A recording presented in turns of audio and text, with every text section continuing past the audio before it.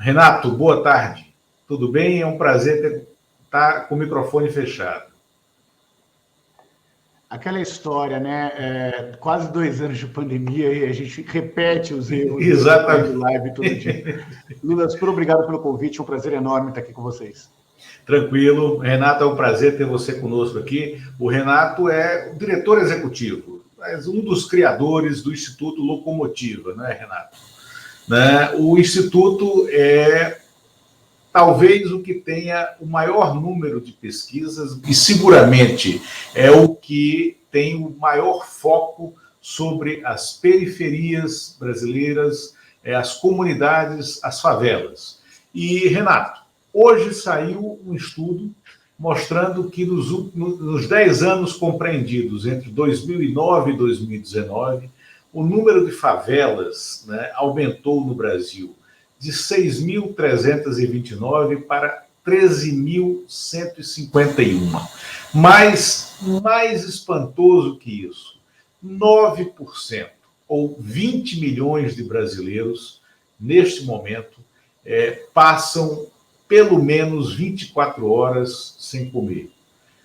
24 milhões e meio de brasileiros, ou 11% da população brasileira, dizem que pioraram nos últimos 10 anos a condição, a dieta deles, e eles não têm certeza se comerão pelo menos uma vez ao longo de 24 horas. E pior ainda, 74 milhões de brasileiros. 74 milhões de brasileiros, um contingente equivalente a 2 Colômbias, temem a fome, temem passar fome nos próximos meses ou no próximo ano. Né? Nós temos hoje, Renato, também uma epidemia, né, de temor de fome nas favelas brasileiras. Quando a gente começou a conversar, né, isso por volta de 2009, 2010, quando eu te conheci, né, havia uma grande ansiedade pelo que representava, né, a expectativa de ascensão dos brasileiros que moravam nas favelas, né, o que era aquele mercado. E a esperança que residia nas favelas, o orgulho do brasileiro, né, que morava nas favelas, em, mesmo conhecendo uma ascensão, né, de vida, insistia em morar lá e em fazer diferença na sua comunidade. Né? Esse Brasil mudou, Renato? Bom, vamos lá, Lula. Antes de falar sobre a questão da fome, que de fato pega muito no dia a dia dos brasileiros e que foi acentuado durante o processo de pandemia, a gente precisa entender que esses números que foram divulgados hoje, infelizmente, retratam uma realidade um pouco melhor do que o que nós vivemos hoje. Né? Esses números são de 2019. São de ontem. Foram divulgados ontem, mas refletem um retrato de 2019. E todo mundo que está nos assistindo sabe que nós pioramos muito, infelizmente, de 2019 para cá. Nosso desemprego é maior, a renda média caiu, tivemos uma pandemia em que os moradores de favela, que são majoritariamente autônomos, sofreram mais, né, do que os trabalhadores que têm carteira assinada. Então, essa realidade retratada pelos últimos números do IBGE mostra uma realidade um pouco melhor do que a que nós temos hoje. E quando nós comparamos com o passado, obviamente nós vivemos um outro Brasil. Mas não precisamos voltar, Lula, a 10 anos atrás. Vamos voltar a 5, 6 anos atrás, 7 anos atrás. Em 2015, no final de 2015, eu fui convidado pela Central Única das Favelas a falar sobre esse país chamado favela nas Nações Unidas, no lançamento da CUF Internacional, fazendo uma apresentação dos dados que constam num país chamado favela, que eu escrevi junto com o Celso Ataíde, mas que mostravam uma realidade de um da favela não, bem diferente do que nós temos hoje. No momento em que o empreendedorismo se dava por vocação e não por necessidade, em que nós passávamos a ter a primeira geração de universitários nessa favela, e que a lógica de morar na favela tinha muito mais a ver com a preservação de uma lógica comunitária, onde todo mundo ajuda todo mundo, do que uma total falta de opção, que é a realidade que nós vivemos hoje nas favelas brasileiras. Nós vimos que o Estado,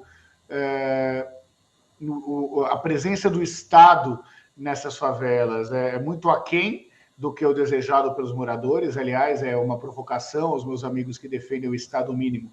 Se vocês querem entender como é o Estado mínimo no Brasil, visite uma favela, porque nas favelas o Estado não tem nenhum monopólio da força, né? Quanto mais a presença dos serviços básicos da população.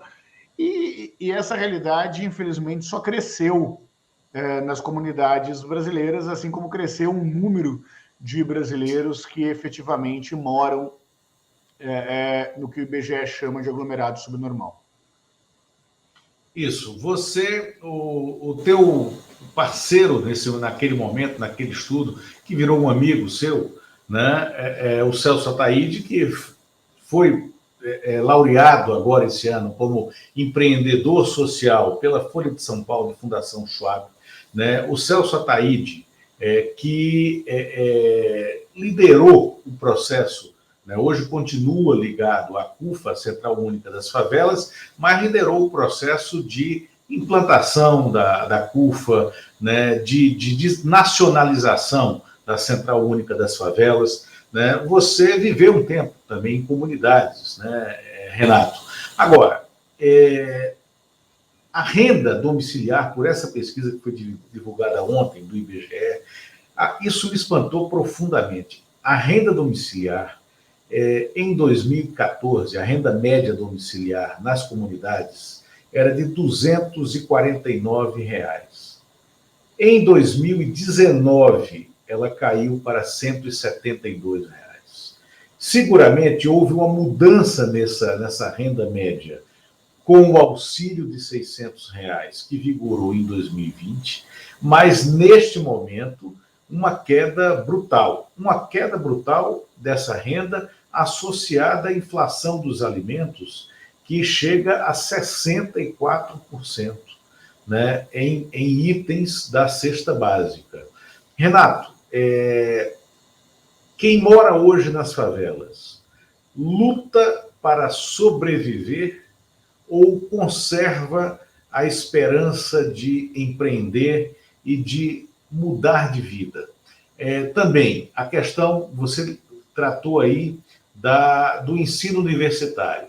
Os primeiros graduados, egressos das favelas, que em muitos casos eram também os primeiros graduados de suas próprias famílias, às vezes os primeiros alfabetizados de suas próprias famílias, né, não repetirão, né, na tendência natural do processo histórico, pelas dificuldades que a gente vive hoje, não repetirão essa história. Então, há hoje uma trama de desesperança nas favelas? Lá existe uma trama de desesperança no Brasil, né? As favelas são só o retrato mais forte disso. Todos aqueles que enxergam o país por uma lógica da ciência e não uma lógica apenas da fé, enxergam que esse mundo está pior hoje do que estava antes.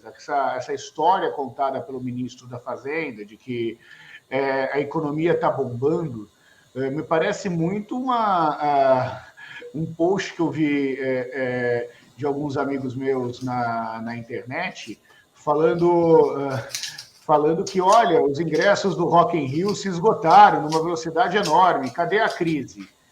Isso não é retrato de não ter crise, isso é retrato da desigualdade do nosso país e talvez sejam só essas pessoas que acreditem no ministro da Economia hoje em dia. Vamos entender a questão da fome.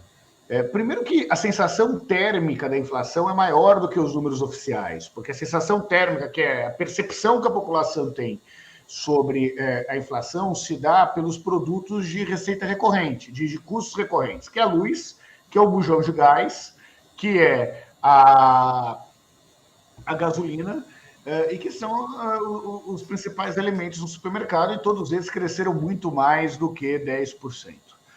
Agora, vamos entender o que é a fome. A fome é uma decisão política. Porque se isso não ficar claro, parece que, olha, por conta do destino, nós temos milhões de brasileiros passando fome. Não é por conta do destino, é por conta de uma série de políticas públicas feitas ou que deixaram de ser feitas e que levou essa parcela da população brasileira a ter uma dificuldade de comprar alimento. E hoje, mesmo com toda a distribuição do auxílio emergencial, que, diga-se de passagem, muitas vezes teve mais dificuldade de chegar na favela e na periferia do que teve de chegar às pessoas mais ricas que fraudaram o auxílio emergencial, né? Do que qualquer outra... mesmo com isso, a desigualdade e a insegurança alimentar continua crescendo. Enquanto tudo isso acontece, a gente ainda tem uma parcela da opinião pública cada vez menor, mas ainda muito forte, que acha um absurdo se saquear um supermercado para pegar comida, mas não vê esse mesmo absurdo em alguém sonegar o imposto porque os impostos são muito caros. Né? Então, esses dois pesos e duas medidas que ainda pautam o debate político nacional, que impede com que, na prática, exista uma política pública efetiva que faça chegar comida, que faça chegar dinheiro na mão dessas pessoas que mais precisam, lembrando que não foi a Venezuela nem Cuba que inventaram a distribuição de dinheiro em espécie ao invés de alimento. Né? Os vouchers foram descobertos pelos liberais há mais de 100 anos. Não, isso, Renato, tem uma coisa que está me chamando muita atenção, que é o discurso dos vouchers, que o Trump descobriu, né? Veja bem, o Trump foi um desastre histórico e um fenômeno eleitoral. O Trump, ele teve mais votos na eleição que ele perdeu do que na eleição que ele venceu. Então, a gente precisa ter muito claro que a derrota do Trump foi fruto de uma união dos contrários, né, e de uma coesão, né, em torno de um nome de centro, que era o Biden, né, de um nome que conseguia trazer para dentro, né, da Casa Branca, né, o que representa a Kamala Harris, mas alguém capaz de vencer o Trump. Por quê? O Trump teve mais votos. E o Trump descobriu, contra a filosofia dos republicanos americanos, mas ele descobriu a força do voucher. E hoje a gente vê essa tentativa de adoção do voucher, né, pelo Bolsonaro, pela família Bolsonaro, pelo governo Bolsonaro. Você falou uma coisa fundamental aí. Hoje, eles estão estudando o cheque gás ou vale gás, né? Aqui no Distrito Federal já há o cartão gás, né, que é o mesmo cartão dos programas sociais, com uma dotação a mais para ajudar na compra do gás. Tem o cartão vale, o cheque creche, né, que para também ficar no programa, para que você pague a entes privados com dinheiro público, né, e eles estudam outros tipos de auxílio pelo meio do voucher. O que é que representa o voucher? Representa uma relação direta entre o governante e o governado que recebe aquele dinheiro. Então, cria uma relação de dependência que é renovada mês a mês. Qualquer programa semelhante a esse, em razão do ano eleitoral de 2022, tem que ser criado até o dia 31 de dezembro de 2021. Então, temos até o dia 31 de dezembro para que o governo desove esses programas, né, e eles sejam mantidos no ano que vem, que é ano eleitoral, tá, sem infringir a lei eleitoral.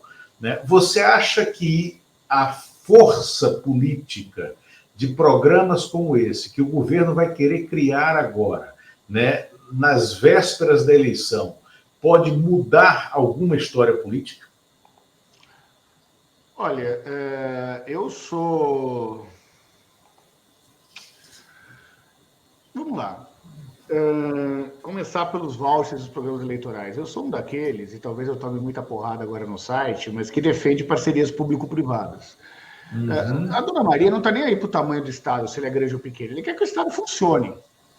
Um dos maiores programas da história de parcerias público-privadas no Brasil foi o mesmo que fez com que milhares, talvez 1 milhão de universitários passassem a ter curso superior no Brasil, que foi a ProUni, que era uma política pública operada pela iniciativa privada. Então, este é um primeiro elemento. A outra questão é que é muito difícil, por mais que os vouchers, no caso do governo atual, possa sim promover um aumento da popularidade, inclusive se você vê a curva de aprovação ou não do Bolsonaro, tem uma correlação direta à entrada do auxílio emergencial ou não. Objetivamente, as pessoas que já recebiam o Bolsa Família sabem quem foi o autor do Bolsa Família. O que eu estou querendo dizer isso? Uma coisa é uma candidatura que concorre contra um desconhecido ou uma terceira via, aumentar o Bolsa Família, criar o Renda Cidadã, ou a Renda Brasil ou qualquer outra coisa. A outra coisa, Lula, é uma candidatura que lança essas coisas, só que concorre contra o autor de boa parte dessas políticas públicas, né? Então, cada aumento que eles dão, eles lembram para a população quem foi que fez o Bolsa Família. Então, você tem um impacto eleitoral um pouco, no mínimo dissipado aí nessas políticas do ponto de vista da intenção de voto, quando o outro concorrente é o ex-presidente Lula, na medida em que foi ele o criador, ou pelo menos o que deu uma outra dimensão ao programa, como o programa de Bolsa Família. Nós temos, ao mesmo tempo que o governo começa a pensar, os governos começam a pensar um processo de ampliação, de distribuição de renda, de formas, seja gás, seja creche, seja merenda, seja o que for, e são necessários, só para não ter nenhuma dúvida disso, né? A população está passando fome, como nós dissemos aqui, então o dinheiro precisa sim chegar na mão de quem mais precisa. Mas a gente vê um crescimento de uma situação de incoerência com as políticas defendidas pela parte econômica desses governos. Está cada vez mais difícil esse contorcionismo aí entre uma narrativa liberal com políticas públicas que, de alguma forma, distribuem renda. Então, mesmo mesmo o nosso país tendo, no Ministério da Fazenda, um dos maiores contorcionistas de narrativa que eu já vi, que é o ministro Paulo Guedes, né? É impressionante a capacidade que ele tem de vai para um lado, vai para o outro. De mentir. Dessa forma, o cara vai lá, ele consegue ser o único liberal que defendeu a intervenção na Petrobras. É um negócio impressionante, essa capacidade contorcionista do Ministério da Fazenda. Mas isso começa a ficar mais difícil de ser apresentado para a população brasileira. Qual é a consequência disso? A primeira consequência é que talvez, diferente do que foi as últimas eleições, essa eleição se paute por uma discussão mais profunda sobre políticas públicas, sobre a função do Estado e a geração de oportunidades, em especial para a população mais pobre do Brasil. Esse é um território mais fértil para a esquerda, né? Esse é um campo de batalha muito mais fértil para as posições mais progressistas, vamos dizer assim, do que para posições mais ligadas à direita tradicional. Por outro lado, o crescimento da fome está tão grande que eu começo a ter dúvida, Lula, sobre a viabilidade da candidatura do presidente Bolsonaro e o quanto que ele não pode estar procurando cada vez mais uma porta de saída que faça com que ele não concorra às próximas eleições presidenciais, mas que, de alguma forma, preserve os seus direitos e eventuais processos que ele possa sofrer assim que sair da presidência, algum tipo de indulto, algo relacionado nesse sentido. Porque ou seja, você acha que a expansão de miséria, a fome, o empobrecimento da população, a explosão inflacionária, né, o absoluto descontrole do governo em relação à dinâmica da economia podem tornar inviável a candidatura do Bolsonaro à reeleição. Concordo com você. Né?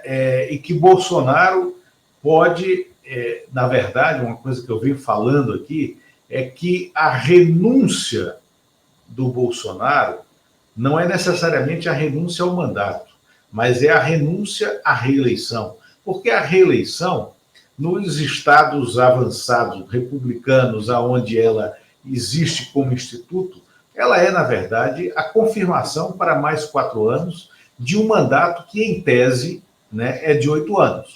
Porque quando o incumbente disputa, ele disputa ali a confirmação. É o recall, exatamente. Né?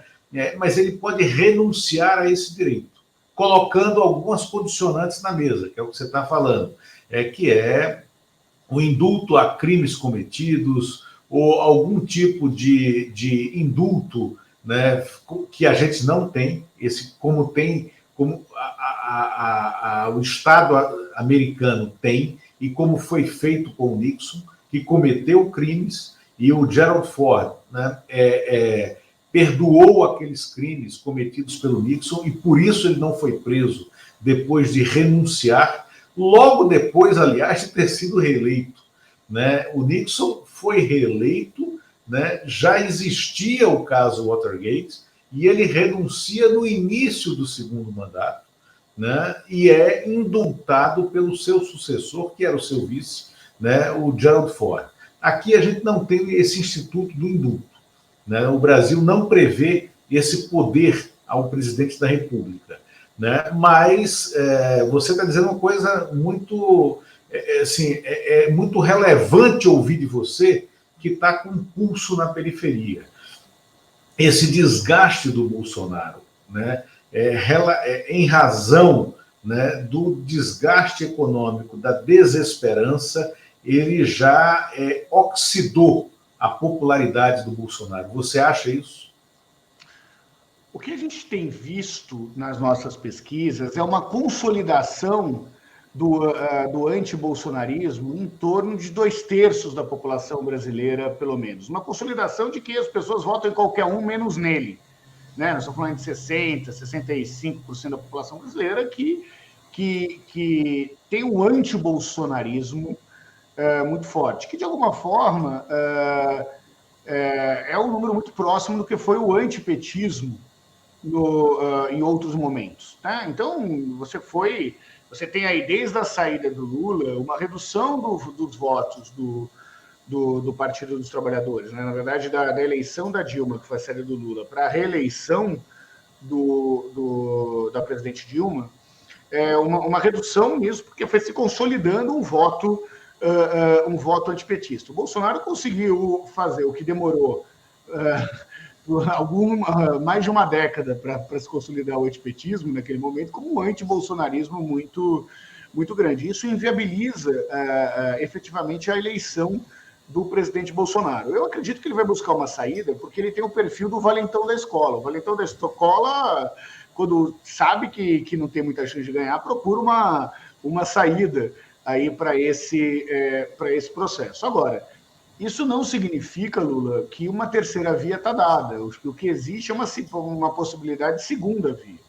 Né? Porque dentro dos cenários atuais, o Bolsonaro não tem menos do que 25% dos votos. É bem difícil imaginar o Bolsonaro com menos de 25% dos votos válidos, pelo menos, mas entre 20% e 25% do total de eleitores. E uma terceira via não consegue ter isso para ultrapassar o Bolsonaro, objetivamente. Né? Quando nós vamos olhar o histórico das eleições, tirando a eleição de 2002 e a eleição de 89, a terceira via sempre teve pelo menos 10 pontos atrás do segundo colocado. Nós temos hoje o Ciro, que aparece em terceiro, com 14 pontos atrás do segundo colocado. Ou seja, a chance da segunda via virar segunda. Senão, efetivamente, eu não consigo imaginar um cenário sem a candidatura do Lula e o Bolsonaro disputando o segundo turno em um cenário que os dois, obviamente, participem. Né? Agora, tem um outro aspecto importante da gente entender também, que é não ter uma ilusão ou uma expectativa de que o presidente Lula tem hoje a intenção de votos que tenham aparecido nas pesquisas. Né? Ele tem num cenário normal de temperatura e pressão. Nós sabemos que a eleição não é um cenário normal de temperatura e pressão. Nós não temos ninguém agora indo para a TV e falar, você lembra do mensalão?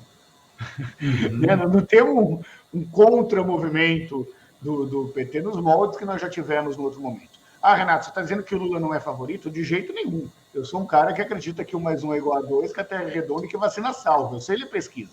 Uhum. O cenário é amplamente favorável ao ex-presidente Lula. No entanto, é o ex-presidente Lula e não o Lula Luiz Costa Pinto.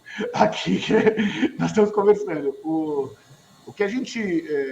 ele é amplo favorito, mas não quer dizer que esse favoritismo é o representado nas pesquisas eleitorais realizadas hoje. Isso, não.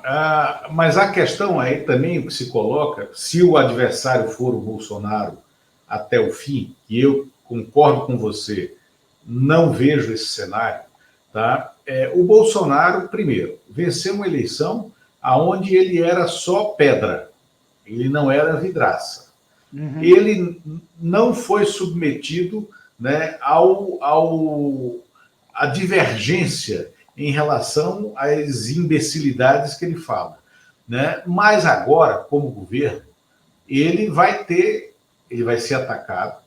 Né? O resultado, que é trágico, né, dos 4 anos de mandato dele, se ele chegar até o fim, né, terá sido trágico, e não só pela pandemia. E aí eu queria saber se você acha que as questões sociais, a inflação, o empobrecimento da população serão mais relevantes que a pandemia ou não. Então, ele também vai ter que responder por isso. E daí a urgência da Faria Lima, né, da Avenida Paulista, dos empresários, de quem ainda demora a processar, né, a candidatura do Lula e a aceitá-la como um curso natural das coisas, né, em produzir um outro nome que não tenha esse passivo que o Bolsonaro tem. Produzir um outro nome que possa repetir os métodos que fizeram com o Bolsonaro. Ou seja, o Bolsonaro foi apenas estilingue, foi apenas pedra. Né? E aí eles querem um nome que eles transformem nesse estilingue para atacar as vidraças que eles imaginam que uma candidatura do Lula tenha. Porque, sem dúvida, a candidatura do Lula está consolidada, é inexorável, tem todas as condições jurídicas para existir, então não há uma ameaça, né, real, e eu também não acredito em golpe, tá? Não há uma ameaça real, né, a uma candidatura do Lula. Até para fazer um golpe tem que ser competente, né? Exatamente. Não é verdade, é verdade. Vou fazer um golpe, beleza, estamos lá golpeando. Isso.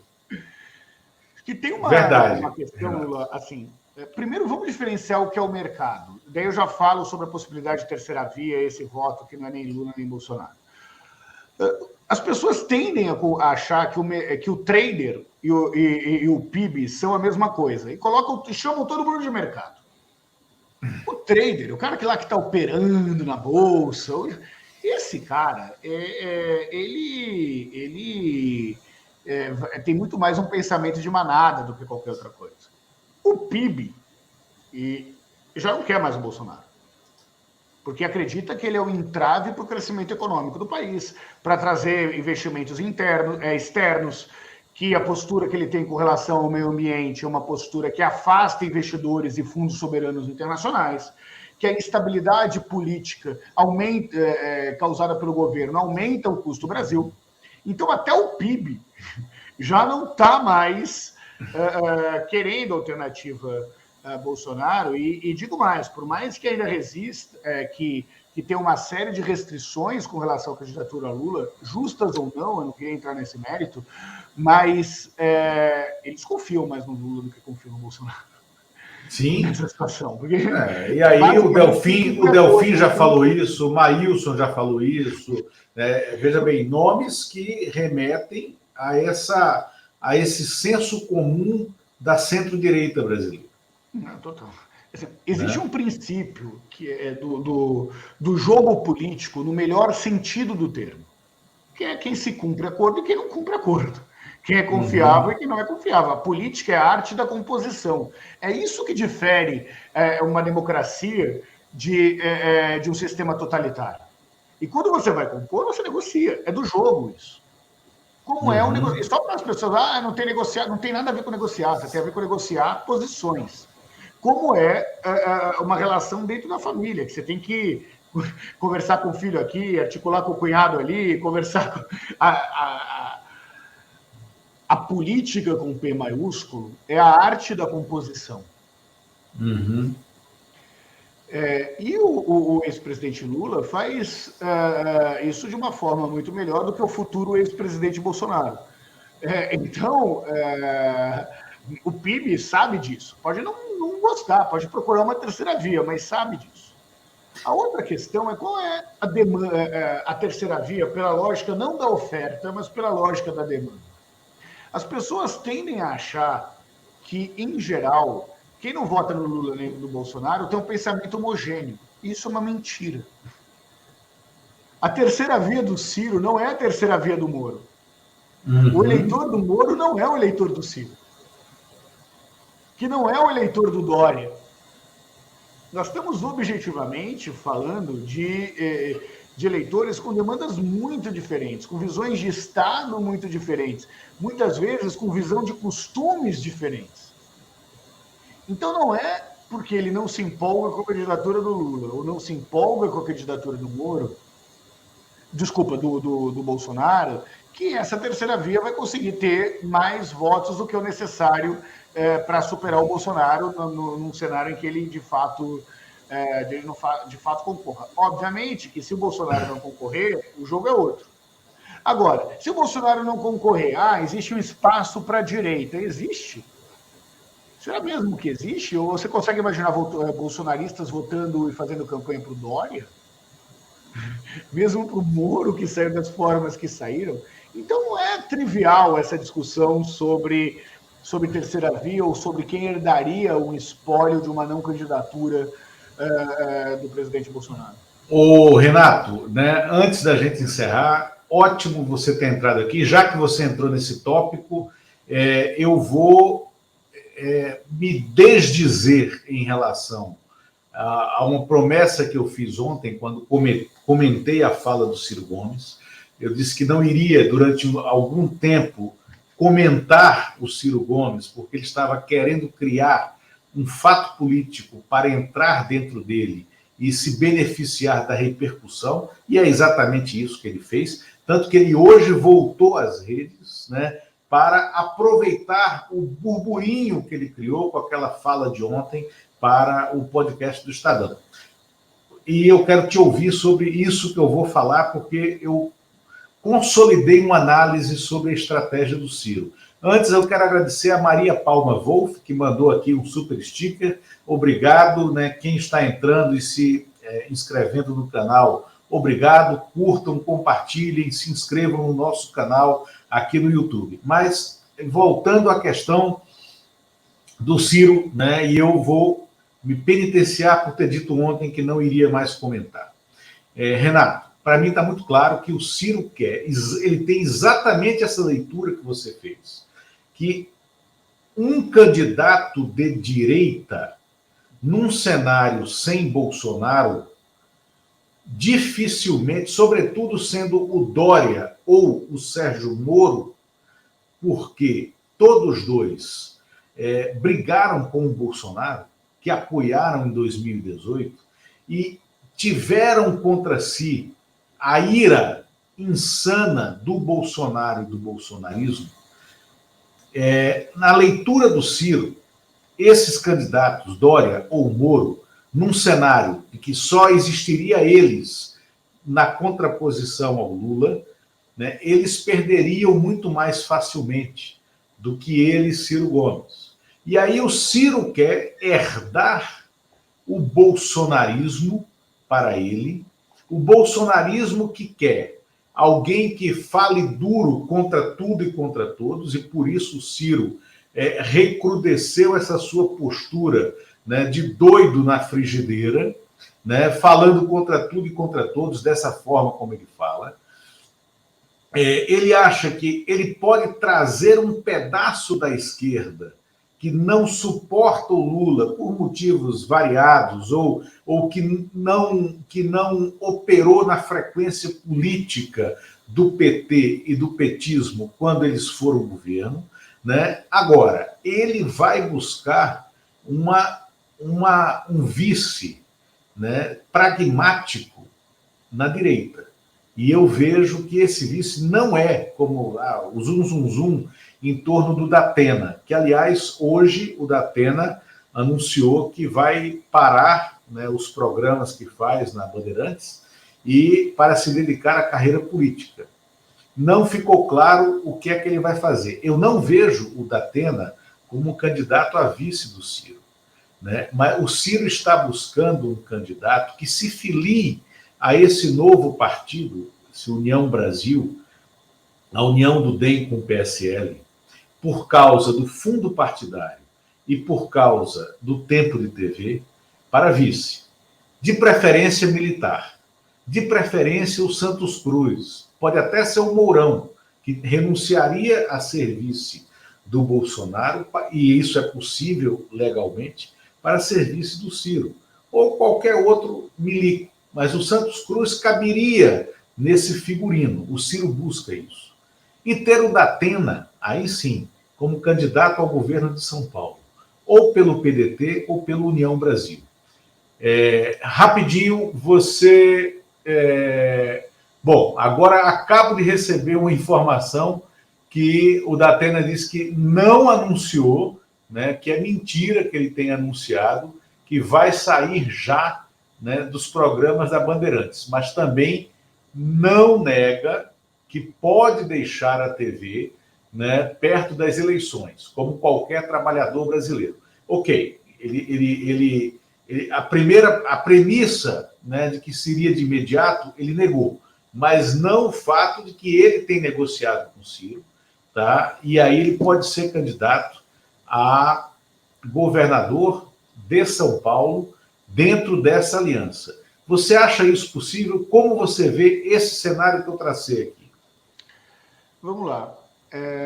Primeiro, eu acredito fortemente que as apostas do Ciro Gomes partem de uma leitura, como a nossa, de que existe uma chance razoável do Bolsonaro não ser candidato à reeleição. Nesse sentido, ele tenta se aproximar de uma franja do eleitorado bolsonarista que busca a ordem, que tem valores cristãos mais fortes, uma pegada cristã, não é à toa que ele gravou vídeos segurando a Bíblia, que tem um discurso anticorrupção bastante contundente, mas que, ao mesmo tempo, não abre mão de uma discussão social, de um legado mesmo que ele tem no Ceará, em especial sobre a questão da educação nesse processo. Então, eu enxergo isso como uma estratégia política do Ciro Gomes, que não deve ser olhada por um viés que boa parte dos analistas políticos têm, que é um viés da ideologia, ou mesmo um viés de uma suposta traição ao Partido dos Trabalhadores. Acho que o PT não tem condições de chamar o Ciro de traidor. E eu queria dizer isso de forma pública, para sair desse fla-flu político. Poucas pessoas foram contra o impeachment da Dilma com a força que o Ciro Gomes fez. Ou que o Cid falou na frente do Eduardo Cunha, que era presidente da Câmara dos Deputados, e o então ministro da Educação foi lá, depois renunciou, logo em seguida, foi lá e meteu o dedo na cara do Eduardo. Acho que não é correto uma análise de que o Ciro traiu A ou traiu B. Existem umas diferenças políticas. Inclusive, se tem históricos de traição nesse sentido, eu sinceramente acredito que foi mais do contrário. Renato, você está dizendo que você acredita nessa estratégia do Ciro Gomes ou concorda com a fala que ele fez ontem? De forma alguma.